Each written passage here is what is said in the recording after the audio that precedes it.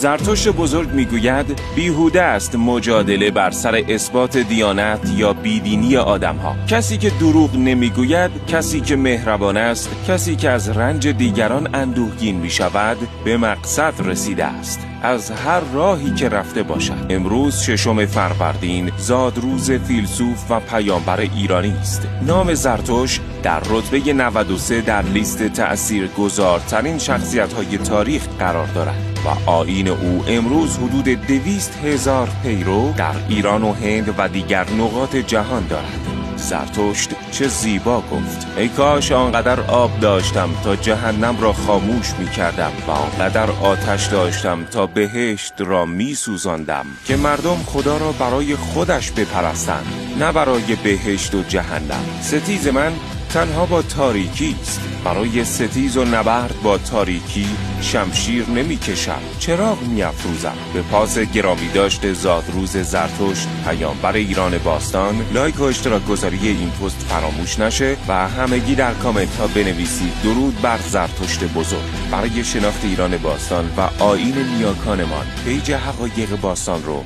فالو کنید.